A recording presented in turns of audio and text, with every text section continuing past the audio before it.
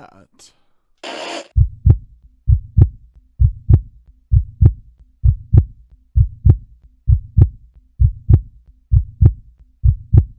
It's weird. Like when I was a kid, growing up, like Saturday morning TV, we'd have the Lone Ranger and Champion the Wonder Horse and Casey Jones and the Runaway Express and all these sort of like 40s, 30s, 40s, 50s sort of matinee westerns on in the morning. And then like on TV, we only had, well, initially 2 channels, but then there was about 4. We got a 3rd channel. Yeah. Well, you know, and they'd show a Saturday evening movie after the football, which you call soccer. So they'd show a Saturday evening movie, the Saturday matinee, and invariably it was a western because there were old movies and loads produced of them in the 50s and the 60s. Yeah, and you know, I mean, we grew up on westerns. You know, Winchester 73 to me is like just the epitome of the classic 50s western. You know, I love Winchester 73, all those like short intertwined stories. And then sort of as the 70s went on and the movies got a little bit newer, we got things like the Wild Bunch and what have you, like Sam Peckinpah with blood flying off the screen, and you know, Granny trying to dip a tea in trying to dip a biscuit in a tea, you know. Well, hey guys, welcome to Nerd at Heart. Adrian here. Today I have a special guest with me, Andy Staples. Say hi, Andy. Hi all. So I don't know if you know if you can tell, but Andy, you're from North Carolina. Is that where you're from, or is it Texas? I can't tell with that accent. Somewhat like that. Yeah. I'm having to overemphasize my accent now. I don't really have that strong an accent. I believe, anyway. Well, you know, you might not have had when we. So Andy and I both know each other from Dubai, and you know, well, the UAE in large. I mean, in small, I guess. But because it's about a stone throw away from each other, but quite a long stone's throw. It's about 150 kilometers from Dubai to Abu Dhabi. I've been practicing, you know. So Adrian and I were involved in setting up in the early days of growing the Gulf Roleplaying Community in the Middle East. Yeah, that's very generous. Setting up meant me sitting on my bottom and playing games. Well, I don't know if you were there at that first meeting. The first meeting was a group of games, about 10 or 11 games masters, sitting in a chocolate shop. Yeah, DM screens in front. Hatching plans, and by the time I left a few years later, there was more than 1,000 people in the Facebook group. Yeah, you know. No, it's grown exponentially. Well, you know, since the beginning, because I still remember like the beginning of like our first little convention / gathering was at Russell's house. That's right. Yeah. You know, in Abu Dhabi, and we were just playing, and it's just like a little villa. You know, with just barely enough stairs and some bedrooms, and we're all crowded around. There's people playing Warhammer on the floor in a little chalet kind of. Imagine that was right. That was me. That was me. Oh yeah, that's right. I was you and some little young American chap. I can't remember. Yeah, his name. And then went up. In fact, that was the first time I'd played Warhammer 40k because. I'm old enough that I played Laserburn, which is the forerunner of Warhammer 40k. Yeah. And I'd never actually played Warhammer 40k, and I won. So it was quite simple, you know. There were 3 rounds and there was an objective. So I put my Space Wolves within a long dash of the final objective, whilst all the others were smashing each other with tanks and what have you. And then I did a suicide run, you know. Well, I mean, and man, that is an expensive hobby. You know, far too rich for my blood. Yeah. You know, I'm not even sure it's probably rich for the blood and people they play it, but you know, they do it, man. They are dedicated to that. And then the afternoon, Norm ran Dark Heresy, which is for me as a role player looks more like affordable Warhammer 40k because you don't need as many minis. it's a book and a pair of D100s, you know, a pair of D10s, and that for me is right right in my alley. Yeah. Yeah, I Yeah. absolutely. Yeah, it was so much fun in those days, and then I think we even worked up to like some conference center at a golf course, which practically had a golden eagle on the outside, which was really Oh crazy. my God, there was a clear Perspex grand piano in the corner and waiter service at the gaming table. And I'm just like, I have never been to a con like this in my life. And then a Nor couple of shall you years later, ever again, sir, unless you couple of go years back. later at the Comic Con, we got sponsorship, and because it's the Middle East, we couldn't get we built a medieval tavern, but because it's the Middle East, we couldn't get somebody to sell beer there because the licensing we just wouldn't have got that. Yeah. So we got sponsorship from a cake maker. Yeah, well, there you go. Well, they did make cakes. But it was off of layers. Yeah, it was crazy. It was huge. And Matt Wilson, who had done that first Warhammer game, built a huge size Star Wars versus X-wing fighter, where each of the the X-wing versus T8. What's it? Star Wars Attack Wing. That's what it's called. Each of the TIE fighters was about the size of an American football, Okay. Wow. He handmade all of it. And I was sitting there thinking, I've done really well with actually having brought some minis down for a change. There was a load of one-upmanship going by, how insane your display could be. This is why I never tried. You were wise. I said, I'll just give you guys a little bit of money, It really takes that responsibility out of having to do anything. I just get to come and have fun. So I know that you're a big fan of British TV and Fine Laurie. So how did you become a nerd or geek? Oh, so is that what we're doing? You've turned the tables on me, sir. Yeah, you've seen the Hedge sketch. Oh my goodness. Okay, well, all right. Well, be prepared for a not so surprising comeback. Probably the source ultimately is from my mom, because my mom used to, when I was growing up, she loved like all the old classic horror movies and things like that. She absolutely loved Godzilla, then Star Wars, because I was up when the original trilogy was still coming out. So I got on that bandwagon, so I've even talked about my co-host Patrick, who is on some of the shows. And I told him, I said, you just don't get it. There was a dearth of Star Wars that we had to almost create our own world for it because we were starving for it. You had when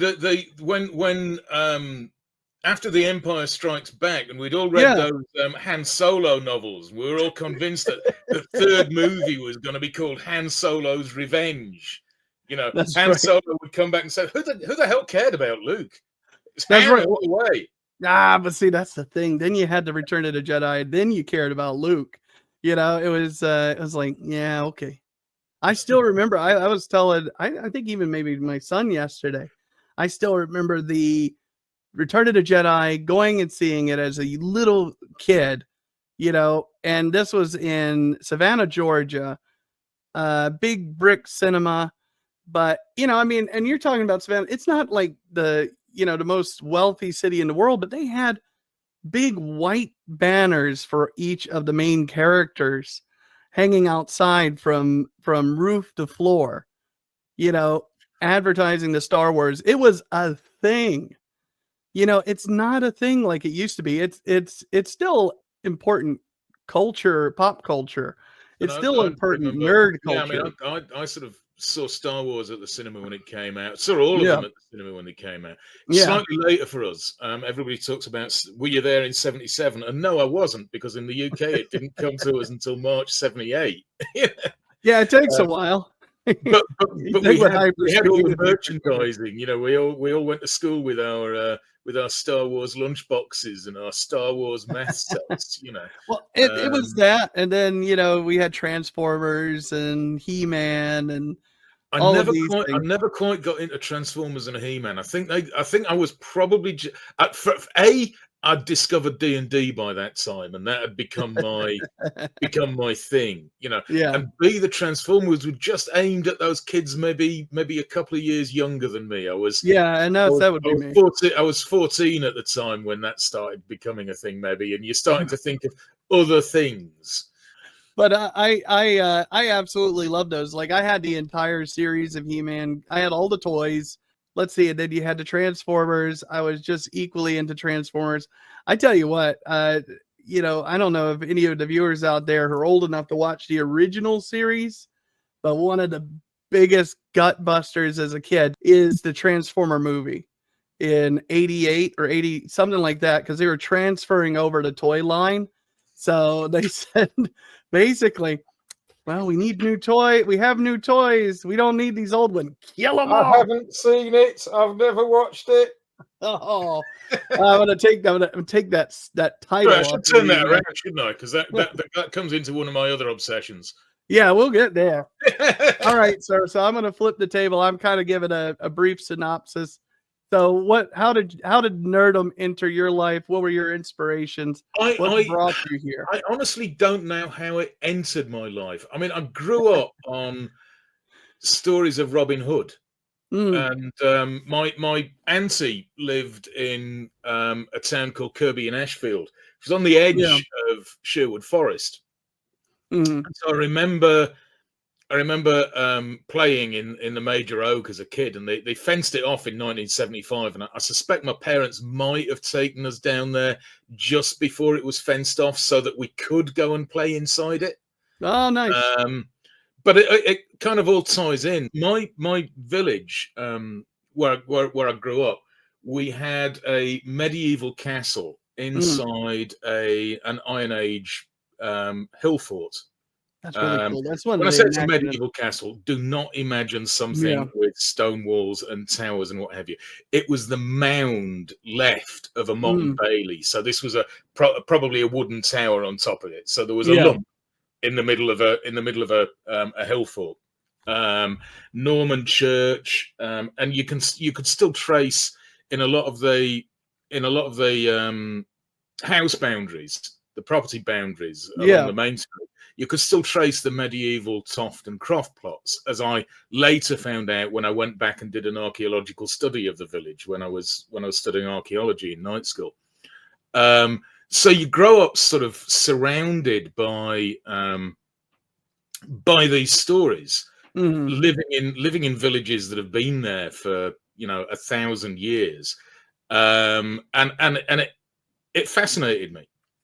Even then, my first major project as a kid was a study of our parish church. I say a study. I was about 9. It was for primary school, and it was essentially copying the history that our vicar had written. So horrendously plagiaristic, but at least it got me reading it. Well, yeah, I think when you're 9, it's an excuse. The village where I grew up was a village called Barwick, and it's called Barwick in Elmet. And Elmet was one of the last British kingdoms in what's now England. So these are relatives of the people we now call the Welsh, the Cymraeg. Yeah. And my sister had a DNA checked a few years ago, and we are 75% Elmet DNA. Yeah. All right. And I have one grandfather from out of the area, so I'm blaming him for the 25% of Englishmen in. That's really cool. Well, I was having a pint the other day. Saturday was my birthday, so I went down with some friends into. Happy birthday on. Thank you very much.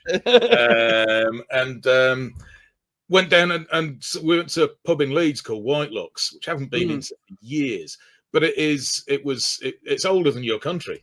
It was founded in 1715 as a pub, but it's built on a medieval burgage plot. Yeah. It's really weird. You walk sort of one way. It links 2 streets, one of which is now a shopping centre. So you're in a pedestrian precinct, like any city anywhere, basically, with all the usual shops around. And you walk down sort of into the entrance to. Sorry, I'm trying to wave with my hands here, but I've got them off camera, so which is why my shoulders are going like I'm laughing. You walk down this little ginnel. It's the pills. They started working.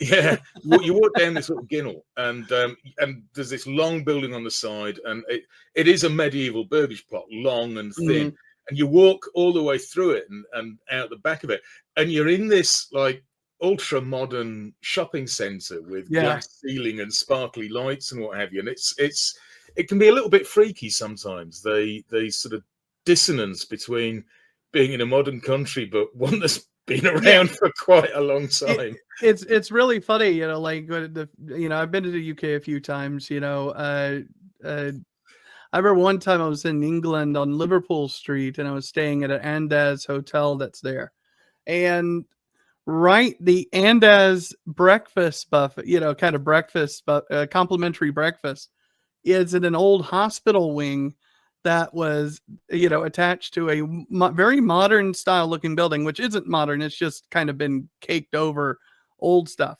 And the building itself is from like 12 something, you know, and it used to be a hospital. And it's just like, I mean, people weren't even thinking, let's go west yet, you know. You know, they were thinking, but rain and water. They were just thinking, did he just cough, you know? But run. But I think like as a so you got all this stuff around you, you've got all this history around you, but you're not aware of it. I mean, you think it's normal. You know? Well, it's that everyday thing. You just start, you know, it's normal. I just don't.